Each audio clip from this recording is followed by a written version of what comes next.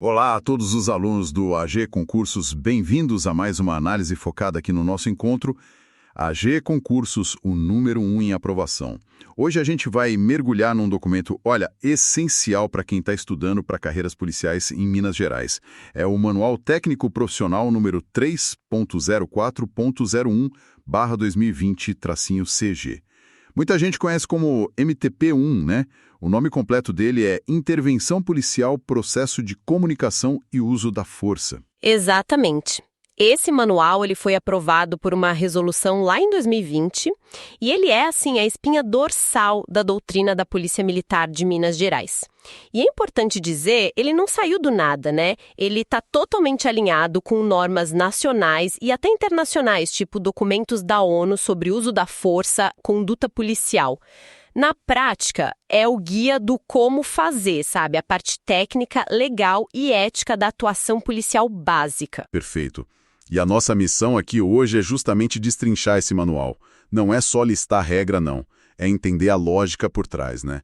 Como é que o policial se prepara mentalmente, como ele avalia a situação, como pensa taticamente, como se comunica e, claro, aquele ponto super crítico, como e quando usar a força. Vamos desvendar isso juntos. Então, o MTP1, ele começa por um ponto que talvez não seja o primeiro que vem à cabeça quando a gente pensa em ação policial, mas que é fundamental, o preparo mental. Não é só saber a técnica, né? É estar com a mente pronta para aplicar essa técnica. Certo? Correto. O manual define o preparo mental como esse processo ativo, sabe? De antecipação. É quase como visualizar os cenários prováveis, os problemas que podem surgir e já ir ensaiando mentalmente as respostas.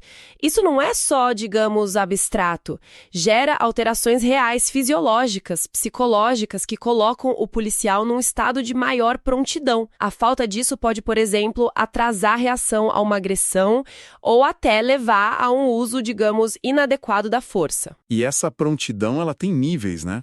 O manual chama de estados de prontidão e usa até um código de cores. Pode explicar pra gente esses estados? Claro, são 5 estados, olha só. Branco, que é o relaxado, amarelo, que é a atenção, laranja, alerta, vermelho, alarme e o preto, que é o pânico. O branco, esse estado de distração, é totalmente inadequado para o serviço, não dá para estar relaxado em serviço. O amarelo, esse sim é o estado ideal para a rotina. É aquela vigilância constante, 360 graus, atento ao ambiente, mas sem uma tensão excessiva. É daqui que se parte para escalar se precisar. Escalar para onde exatamente? Bom, escala para o laranja, que é o estado de alerta. Isso acontece quando se detecta um problema em potencial, uma situação que exige mais foco. Tipo uma fundada suspeita, sabe? Aí, se o risco se confirma, se a ameaça é real e exige uma ação imediata, o estado sobe para o vermelho, o alarme. Aqui o foco é total na ameaça para controlar. E, finalmente, tem o estado preto, que é o pânico. É a sobrecarga sensorial ou mental, leva à paralisia ou a reações totalmente descontroladas, perigosas mesmo. Entendi. Então, o ideal é operar no amarelo e só escalar quando for realmente necessário. Ficar relaxado no branco é perigoso, mas operar sempre em alerta laranja ou alarme vermelho também não deve ser sustentável, né? Imagino o desgaste. Exatamente. É muito mais seguro e rápido reagir partindo do amarelo do que do branco, sem dúvida. Mas a tensão constante dos níveis laranja e vermelho causa um desgaste, imenso, físico e mental. Por isso o manual ressalta tanto a importância de, depois de um incidente de alto risco, conseguir retornar ao estado amarelo. E, claro, nas folgas, buscar ativamente o repouso, o estado branco. O manual até menciona o apoio psicológico, né? Através dos Núcleos de Atenção Integral à Saúde, os NAIS, ou do Hospital da Polícia Militar, o HPM, como ferramentas essenciais para gerenciar todo esse estresse. Compreendido. Preparo mental entendido. Agora, como essa mentalidade se aplica lá na rua, na prática? Como é que o policial avalia a situação concreta que ele encontra? Aí entra a tal da avaliação de riscos. Sim, e é uma metodologia mesmo, não é um palpite, um achismo. O manual descreve 5 passos que devem, idealmente, preceder a ação. Primeiro, identificar quais direitos estão sendo ameaçados. É a vida, a liberdade, o patrimônio, o que está em jogo. Segundo, avaliar as ameaças concretas. Quem é o suspeito?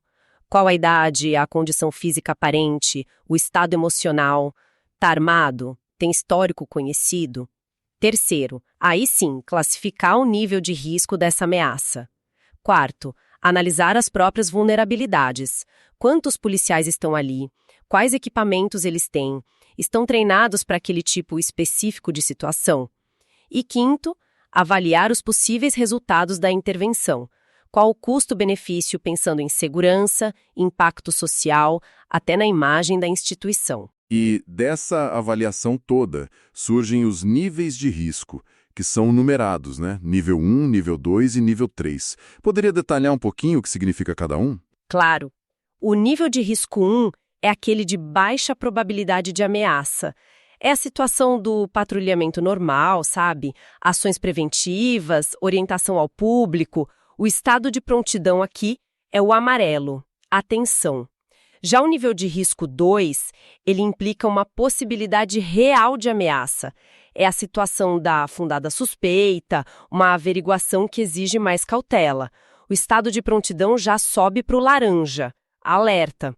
E o nível de risco 3 é quando o dano já aconteceu ou é iminente.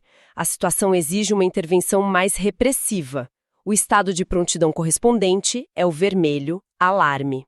Certo. Então, o policial avalia, classifica o risco ali na hora e ajusta o seu estado de prontidão. Mas e durante a ação em si? Como ele analisa o ambiente taticamente? Isso é o pensamento tático. E ele acontece, veja bem, simultaneamente à avaliação de riscos. É a leitura dinâmica do cenário, o mapeamento daquilo que o manual chama de teatro de operações. Para facilitar essa leitura, o MTP1 apresenta o que ele chama de quarteto do pensamento tático. Quarteto. Que interessante. Quais são esses elementos do quarteto? São 4 áreas conceituais: área de segurança, área de risco, ponto de foco e ponto quente. A área de segurança é onde o policial tem controle, onde não há ameaças imediatas visíveis para ele. A área de risco é aquele espaço que ele ainda não domina e onde podem existir ameaças ocultas ou evidentes.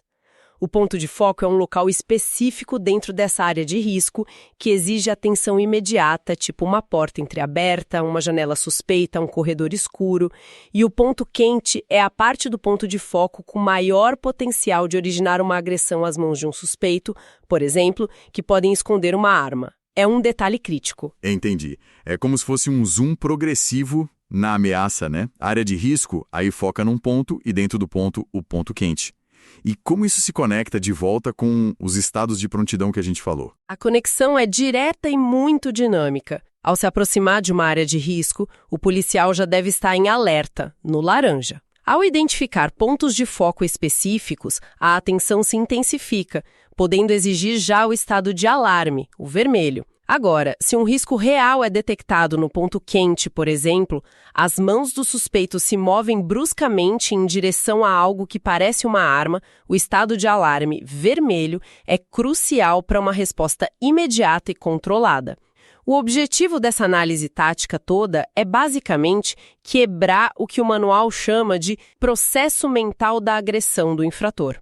O processo mental do agressor. Como assim? Explique isso melhor. O manual descreve que o agressor, antes de atacar, passa por 3 fases geralmente: identificar o alvo, decidir atacar e, finalmente, agir.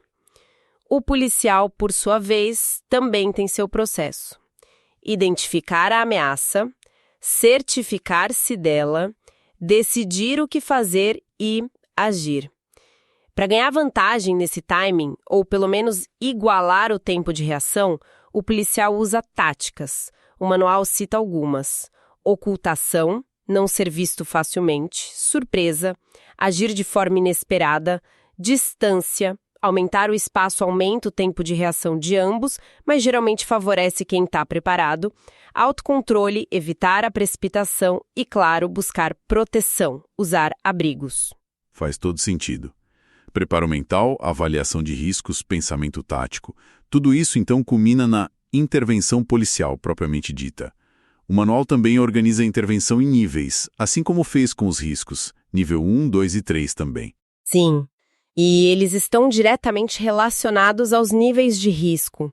São 3 níveis de intervenção. A intervenção nível 1 corresponde ao risco nível 1. São as ações do dia a dia: patrulhamento preventivo, orientação, assistência. O estado de prontidão aqui é atenção, amarelo. A intervenção nível 2 corresponde ao risco nível 2. É quando tem fundada suspeita, exigindo uma verificação preventiva, como uma abordagem para busca pessoal ou veicular. O estado inicial é alerta, laranja. E a intervenção nível 3 corresponde ao risco nível 3. Ocorre quando há certeza de uma infração ou um perigo iminente, necessitando de ações repressivas, como uma prisão em flagrante. O estado inicial é alarme, vermelho, já com prontidão para o uso da força se for o caso. E cada intervenção, não importa o nível, segue um processo também, né? Correto. São 4 etapas básicas. Diagnóstico, que inclui a avaliação de riscos e o pensamento tático que a gente já falou.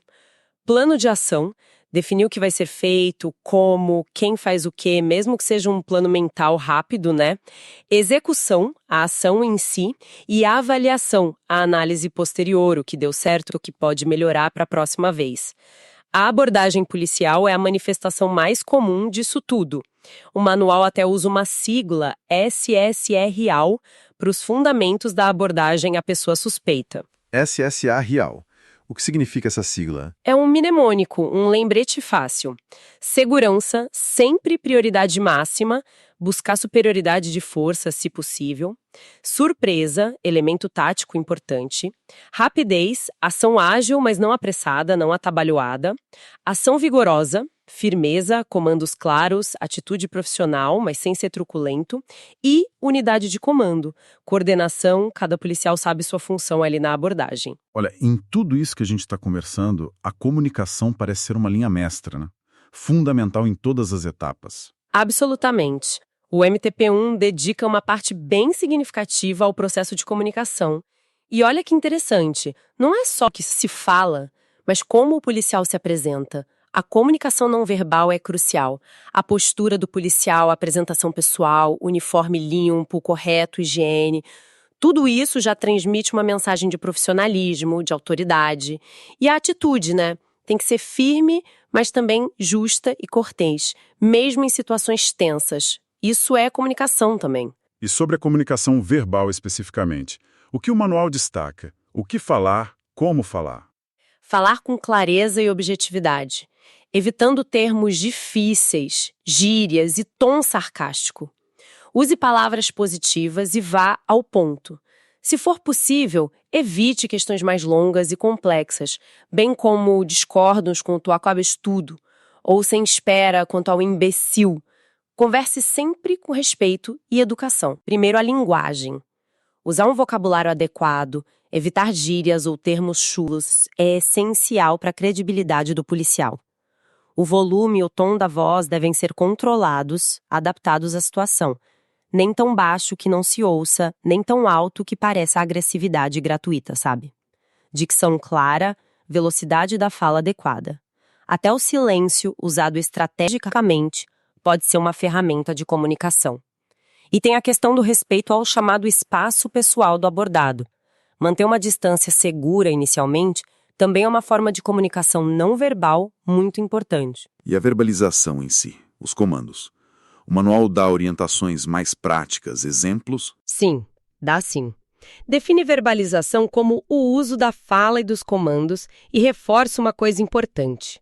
Ela está presente em todos os níveis de uso da força, desde a simples presença até o nível mais elevado. Para um abordado que está cooperando, a comunicação é mais diretiva, mais cortês, tipo, bom dia, polícia militar, mãos na cabeça, por favor. Já para alguém em resistência passiva, aquele que não obedece, mas não agride, a verbalização tem que escalar um pouco. O policial deve ser mais firme, repetir a ordem, alertar sobre as consequências legais da desobediência. Algo como, senhor, sua recusa em obedecer configura crime de desobediência, colabore. Nesses casos, pode ser útil verbalizar na presença de testemunhas ou usando tecnologia de gravação, se tiver disponível e for seguro fazer isso, claro. E se a resistência se tornar ativa? se a pessoa parte para agressão? A verbalização continua sendo importante, mas ela se torna ainda mais imperativa. São ordens curtas, diretas e já alertando sobre o uso da força iminente para cessar aquela agressão. Tipo, parado, largue a faca, vou usar a força. O manual também detalha a verbalização necessária ao efetuar uma prisão, informar claramente o motivo da prisão e os direitos constitucionais do preso, direito ao silêncio, a ter um advogado, a comunicar à família. Isso nos leva, então, inevitavelmente ao tópico do uso da força. Um tema sempre complexo, delicado. Como o MTP-1 define o uso da força? O manual é bem claro nisso. O uso da força é o meio pelo qual o policial militar controla uma situação que ameaça a lei, a ordem, a integridade física ou a vida. É um ato discricionário, ou seja, baseado no julgamento profissional do policial, dentro dos limites da lei, é legal, é legítimo e deve ser profissional. E faz uma distinção crucial. Força não é violência. Violência é o uso arbitrário, ilegal e ilegítimo da força. Essa diferença é fundamental. E quais são os princípios que devem guiar essa decisão de usar a força? Tem pilares para isso? Tem sim, são 3 princípios essenciais que o manual chama de basilares. Legalidade. A força só pode ser usada para atingir um objetivo legal e os meios que você emprega também têm que ser legais. Necessidade. A força só deve ser empregada quando outros meios menos coercitivos, como a verbalização, falharam ou são claramente inadequados para a situação. E proporcionalidade. O nível de força utilizado tem que ser compatível com a gravidade da ameaça e com o objetivo legal que se pretende alcançar. Avaliar esses 3 pontos é crucial em toda e qualquer situação. O manual também classifica o comportamento do abordado, né? E isso deve ser o gatilho para a resposta do policial, imagino eu. Exatamente. São 4 níveis de comportamento do cidadão abordado. Cooperativo é aquele que obedece aos comandos. Resistência passiva, não obedece, mas não agride fisicamente, pode ser uma fuga sem confronto, por exemplo, ou simplesmente não acatar uma ordem verbal. Resistência ativa, com agressão não letal. Aí ele já agride fisicamente, mas sem um risco iminente de morte, socos, chutes, empurrões. E resistência ativa com agressão letal. Aqui a agressão representa um risco real e iminente à vida do policial ou de terceiros, um ataque com arma branca ou arma de fogo, por exemplo. E aqui que entra aquele famoso modelo gráfico do uso diferenciado da força, né? Que tenta colocar numa imagem essa relação entre a ação do abordado e a resposta do policial. Perfeito! Esse modelo gráfico é uma ferramenta didática visual bem importante. De um lado, você tem o comportamento do abordado, esses níveis que a gente acabou de citar. E do outro, as opções de resposta do policial organizadas em níveis de força. E um ponto-chave aqui é o termo diferenciado e não progressivo. Aquela seta dupla que fica no centro do modelo indica justamente isso. O policial pode ter que aumentar ou, atenção, diminuir o nível de força durante a ocorrência, conforme o comportamento do abordado muda. Não é uma escada que só se sobe, entende? É dinâmico. Entendi, não é uma progressão obrigatória. E quais são os níveis de resposta policial nesse modelo? São 3 níveis principais de força que o policial pode aplicar. O nível primário é a resposta à cooperação ou à presença inicial. Envolve a presença policial, a simples ostensividade do uniforme, da viatura, já tem um efeito inibidor, e a verbalização, o diálogo, os comandos que já falamos. O nível secundário é a resposta à resistência passiva ou à resistência ativa não letal.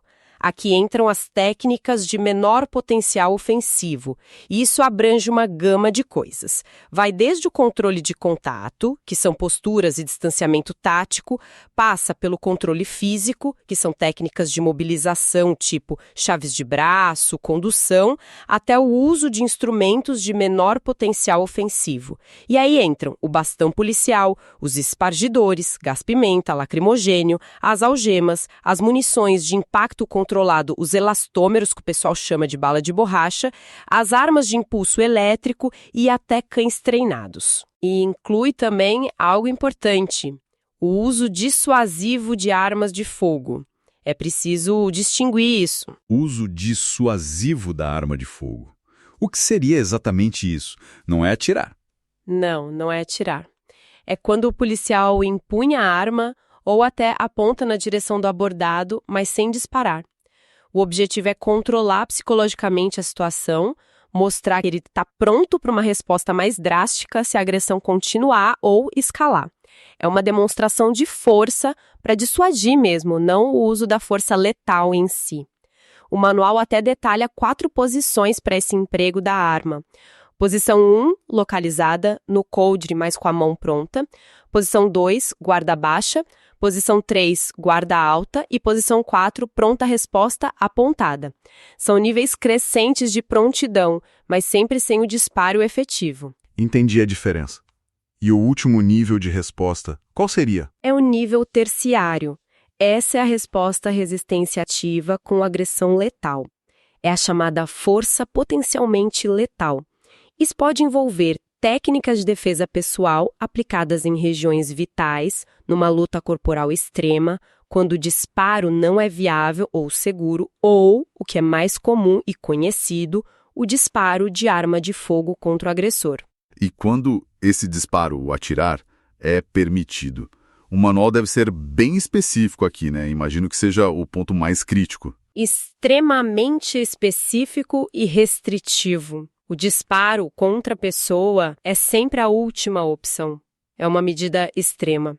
Só é permitido em situação de legítima defesa, seja própria ou de terceiros, contra um perigo atual ou iminente de morte ou de lesão corporal grave. E o manual enfatiza muito isso.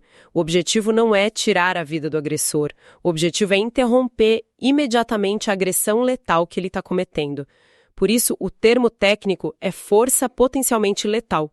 A intenção primária é proteger a vida, cessar a ameaça. Existem procedimentos claros sobre o que fazer antes e depois de um disparo desses? Sim, muito claros. Antes de atirar, se a situação permitir, claro, o policial deve se abrigar, identificar-se como policial, polícia, e advertir o agressor sobre a intenção de atirar. Larga a arma, vou atirar, dando uma última chance para que ele cesse a ameaça. Lógico que isso não se aplica se essa advertência colocar o próprio policial ou outras pessoas em risco ainda maior ou se for claramente inútil pela velocidade dos fatos, pela dinâmica da situação. E após um disparo, o socorro a possíveis feridos, incluindo o próprio agressor, é prioridade absoluta e obrigatória. Além disso, tem todo um protocolo a seguir: comunicação imediata aos superiores, registro detalhado da ocorrência, isolamento e preservação do local para perícia, apreensão das armas envolvidas do policial e do agressor se houver, assistência médica e psicológica aos policiais envolvidos, comunicação às famílias. É um processo bem complexo. O manual ainda detalha algumas situações especiais. Exemplo, em controle de distúrbios civis, a regra geral é não usar arma de fogo letal. Contra pessoas em fuga, a regra também é não atirar, a não ser que essa pessoa, durante a fuga, represente um risco iminente de morte ou lesão grave a outros. Imagina alguém usando um carro para atropelar pessoas na fuga.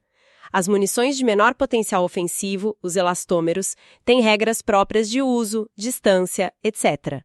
Disparos táticos, para abrir uma fechadura, por exemplo, ou de dentro de viaturas e movimentos são situações muito excepcionais e, via de regra, desaconselhadas.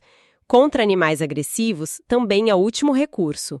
E um ponto importante que o manual reforça: o disparo de advertência, aquele tiro para o alto ou para o chão, não é uma técnica prevista ou recomendada pela Polícia Militar de Minas Gerais. Os riscos de ricochete ou de atingir inocentes são muito altos. Nossa, realmente é impressionante a quantidade de detalhes, de procedimentos contidos nesse MTP1. Fica muito claro que a atuação policial bem feita exige um nível de preparo assim técnico, tático, mental e ético altíssimo. Então, qual é o significado prático disso tudo, para quem está na ponta da linha? Significa que, idealmente, cada passo do policial na rua deve ser pensado, calculado, baseado nessa doutrina toda e numa avaliação constante da situação. Não é no improviso, né? Exatamente. O objetivo do manual é esse: padronizar a atuação, dar segurança jurídica e técnica para o policial que age corretamente e garantir que o uso da força, quando ele for realmente necessário, seja legítimo, seja controlado, seja o último recurso. O ponto fascinante aqui, eu acho, é como todos esses elementos, o preparo mental, a avaliação de riscos, o pensamento tático, a comunicação e o uso diferenciado da força precisam funcionar juntos, sabe? Dinamicamente em cada ocorrência e muitas vezes sob uma pressão imensa. Fica então uma reflexão, talvez, para quem nos ouve e estuda esse material. De que forma a internalização e a aplicação consistente desses princípios todos no dia a dia podem contribuir, não só para a eficácia da ação policial em si, mas também para fortalecer a confiança da sociedade na instituição policial. É uma questão importante para se pensar, né? E com essa reflexão a gente conclui nossa análise focada no Manual Técnico Profissional 3.04.01/2020-CG, o famoso MTP1. Agradecemos a companhia de todos os alunos do AG Concursos e lembrem-se sempre, AG Concursos, o número 1 em aprovação. Até a próxima!